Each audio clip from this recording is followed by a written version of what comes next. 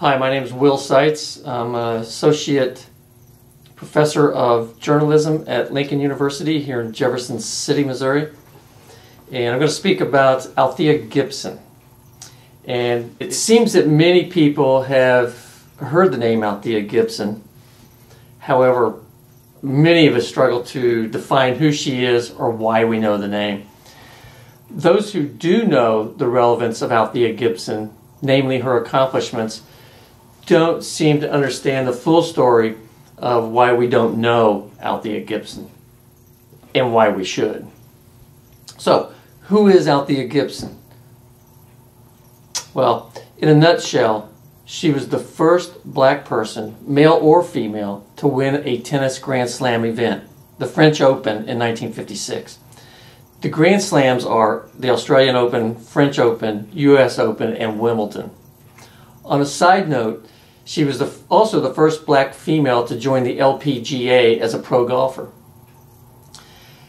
As the character Ron Burgundy in Anchorman might say, she's kind of a big deal.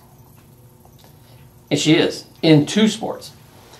She was arriving on the sports scene just a few years after Jackie Robinson integrated baseball in 1947, Woody Strode football in 1946, and Alice Coachman became the first black woman to win Olympic gold. She did that in track in 1948. She really was kind of a Jack Johnson who was boxing in 1908, a Jesse Owens in 1936 Olympics, a Bill Russell, the first black pro basketball coach in 1966, a Curt Flood, who of course led to a landmark decision in 1970s baseball, and Bob Gibson, first black baseball World Series MVP in 1964, and she was certainly like a Tiger Woods, who was the first black to win a golf major, the Masters, in 1997. They were all first, for one thing, or reason or another, as black athletes. But we know their names. Arguably, what Althea Gibson accomplished in sports is equal to or greater than those athletes. So what happened? Why do we know those athletes? Even my students know those names. But few seem to know the story behind one of the greatest tennis players and athletes of all time. So who was Althea Gibson and where did she come from? Althea Gibson was born in 1927 in North Carolina and grew up a poor black girl in an abusive Harlem home, about as far from the wealthy white clubs where tennis divided class and ruled elite sports in 1940s and 1950s America.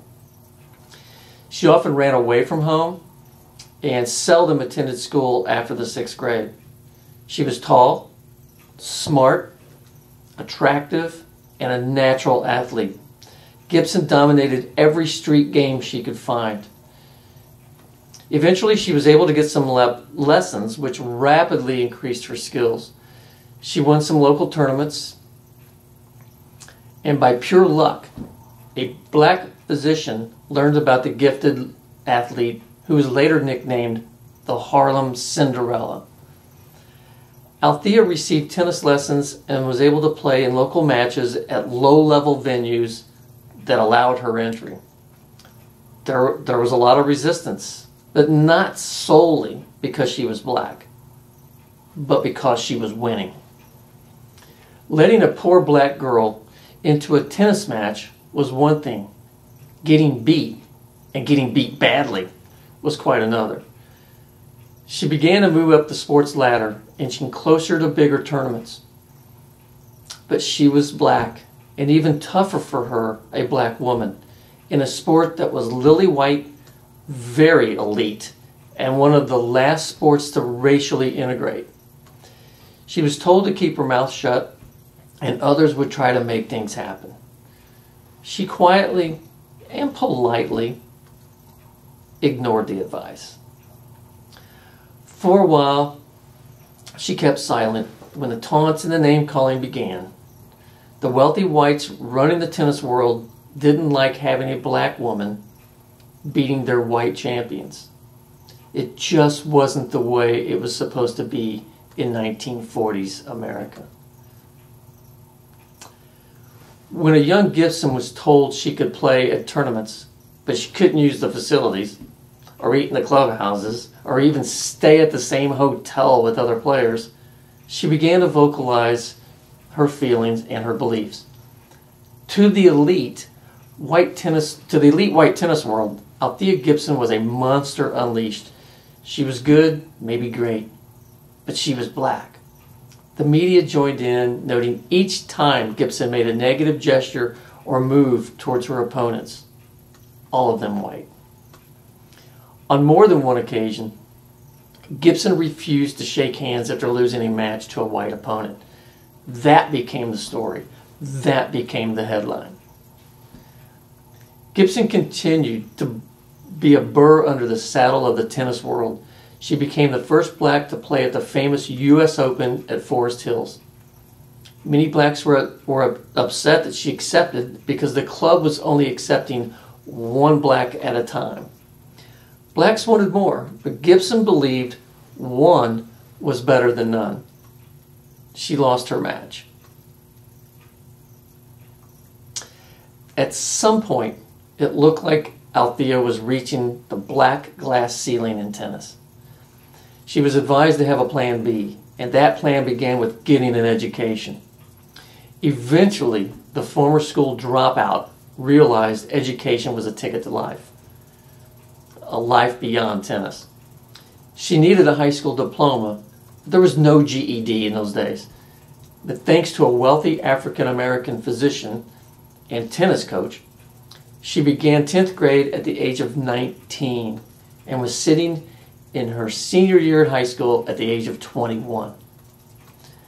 After high school, she was accepted to Florida A&M University on a basketball scholarship, another sport she excelled at.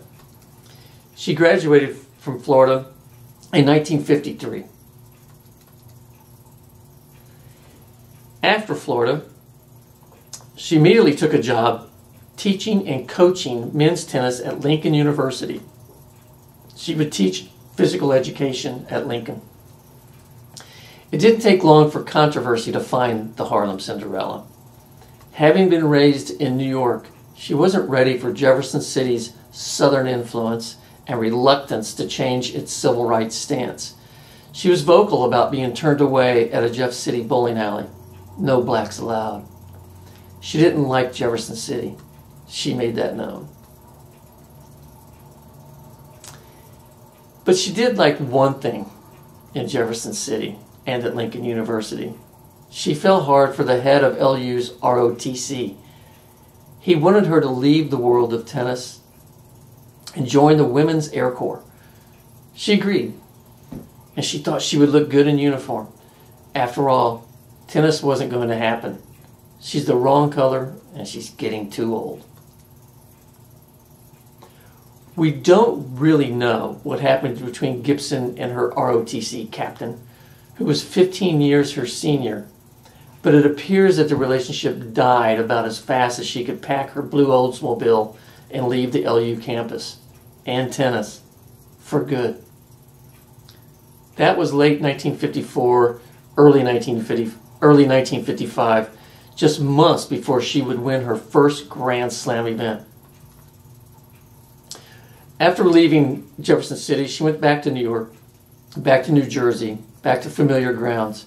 She stayed with her second family, a wealthy white couple connected to the elite tennis world. Just days away from life at Lincoln and Jefferson City, she was literally at the mailbox, ready to send her military application to the government when her white friend asked her to give tennis another chance. Althea agreed. She agreed that the military could wait. Her future and the history of the tennis world soon arrived at her doorstep. Seemingly out of nowhere, the U.S. State Department asked Gibson to go on a goodwill tour of Asia, playing exhibition matches with 3 white players. Some historians believe that the government wanted to show the world that the U.S. relationship with blacks was good. Remember, at this time, the Emmett Till lynching, the Rosa Parks arrest, and many civil rights protests were occurring in the South. She spent 6 weeks on the tour and an additional 6 months abroad playing tennis. The people of Asia loved her, and her tennis was sharp and powerful. She returned to her love, tennis. Months later, she was the first black to win a Grand Slam when in 1956 she won the French Open. Europe was discrimination light. And she liked that. The next year, in 1957, she went to London and won Wimbledon. It was the first time the Queen gave the award to the winner.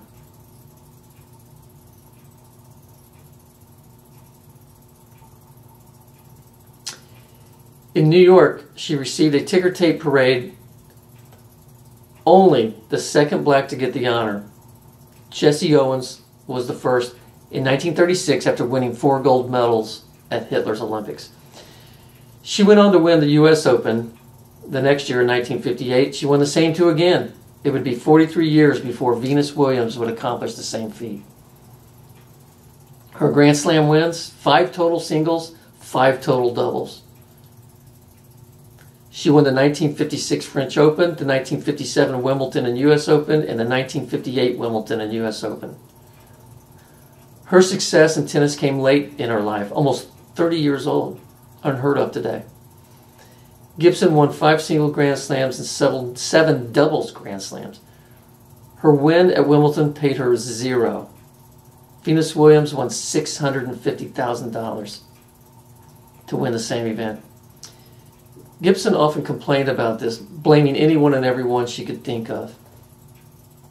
However, there were other firsts for her. She was the first black woman on the cover of Sports Illustrated magazine. She made a movie with John Wayne and cut an album. She started several businesses, but all failed. Again, she blamed a lot of people for that. At the age of 37, she was the first black to join the LPGA. She never won a golf tournament, but did okay during her short time on the circuit. At some LPGA events, she was barred from using the clubhouses, changing rooms, and dining facilities because she was black. She complained, but not loudly. Many blacks wanted her to complain louder and called for boycotts of her sponsors. She had a lot of trouble navigating the paradox of boycotts and complaining. If she complained, advertisers would leave. If she didn't, blacks felt she was selling out. It was often said that she was too black for whites and not black enough for blacks.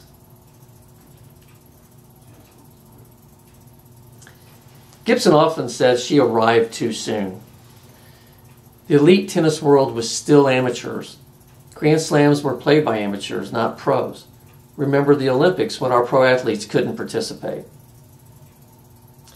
She didn't make much from playing tennis, and advertisers weren't always ready for black athletes as promoters of products. Whenever she complained, she lost advertisers and a lot of sponsors. Complaining cost money and popularity. So she often kept her mouth shut because she needed to eat. This bothered her and the black community. They had their spokesperson, but she just wouldn't say much. Although she was bitter about the money, and after her career was over, professional athletes took over, making tons of money. This bothered her. High-profile black athletes, including the beloved black tennis player Arthur Ashe, who won his first Grand Slam at the 1968 U.S. Open, and others became loved icons. She was forgotten. Again, she probably came a little too soon. Also, TV brought tennis into the world spotlight. Popularity soared. Public tennis courts were built everywhere across America. Biographers say that in 1950s and 60s, whites didn't like her because she was black. Blacks didn't like her because she wasn't black enough. Again, too early. Gibson was bitter, mainly because she thought she was owed a lot of money. She didn't think blacks supported her enough and whites used her too much. She hated the media. Advertisers ignored her. She was often unpredictable and often outspoken. She never had children, and her marriages failed. During her final years, she had to rely on money from others. Later in life, she took a friend to have lunch at the U.S. Open. Nobody there recognized her. Nobody recognized the former champion, the trailblazer who beat a lot of white champions to open the courts for blacks, like Arthur Ashe, Zena Garrison, and Venus and Serena Williams, all who credit Gibson for everything.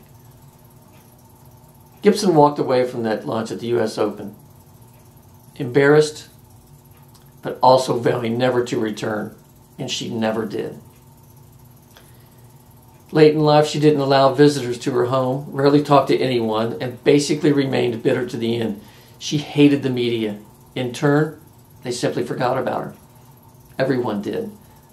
There's not one thing on the LU campus noting her time here. In 1972, Gibson suffered a stroke. Medical complications depleted her financial resources, leaving her unable to pay for bills or even housing. She reached out to a variety of tennis organizations, but none helped. A former tennis partner learned of Gibson's plight and raised enough money to take Gibson to the end of life. She died alone in 2003 at the age of 76, a bitter recluse all the way to the end. Why was she so bitter? She was an extremely talented and competitive African-American athlete in two of the last sports to accept black athletes. She endured a lot. Maybe that says enough. She seemed to have a difficult time accepting her poor, abusive upbringing. She had a complicated family in a negative way. She was bitter about money, often saying she came along too early to make anything off of her tennis. And she was very bitter. White athletes became wealthy from endorsements, but not her. Today, the winner of the U.S. Open receives $2.5 million. The loser, $1.25 million. In 2021, the winner was 18 years old. The loser was 19. Gibson was 29 when she won her first Grand Slam. Gibson married twice, both late in life. Both ended in bitter divorce. No children. Her spouses used her for her fame, for their own advancement. And the one she truly loved cheated on her and drained her financially. It ended badly. Tennis forgot about Althea Gibson. Why?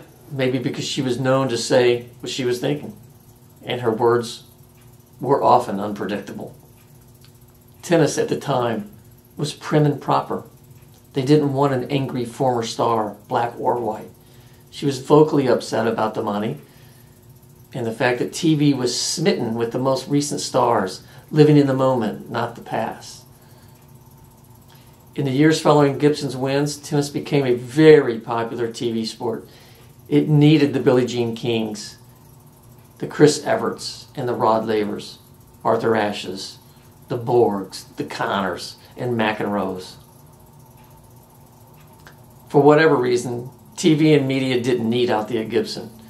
And when she went to lunch at the U.S. Open and nobody knew who she was, that was the end for her. Even during the pinnacle of her tennis career, Jet Magazine, the nation's leading black publication, published an article concerning Gibson's financial and personal struggles with being a black trailblazing athlete. Althea Gibson Tennis Complex in Wilmington, North Carolina is one of the few things that's left today to note her. She was from that area. There's Althea Gibson tennis courts in Newark, New Jersey, where she lived with a white couple. In 1999, her alma mater, Florida A&M University, dedicated a plaque in her honor. At the U.S. Open complex, a statue was unveiled in 2019 at the Billie Jean King National Tennis Center near the Arthur Ashe Stadium. Arguably, she did more than both of them.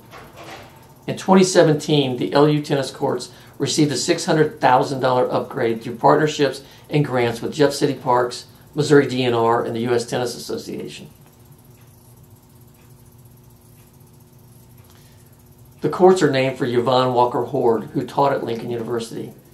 Became Associate Director of Athletics in 1974 and was first female Vice President of the Missouri Intercollegiate Athletic Association. In 1990, the LU tennis courts were named in her honor, not taking anything away from her, but compared to Gibson, well. In conclusion, Althea Gibson's only real job beyond tennis was at Lincoln University. She coached tennis at Lincoln. Months later, she would become the first black on the planet to win a tennis Grand Slam, and later the first black to join the LPGA. I think it's important that we remember her. I think it's important that we do more than that, maybe something more permanent. Rename the tennis courts, erect a plaque or statue, something, anything. History will always provide a list of her accomplishments. She was the first black winner of a tennis Grand Slam, 5 times in singles and 5 in doubles. And don't forget, in another sport, the first black woman to join the LPGA.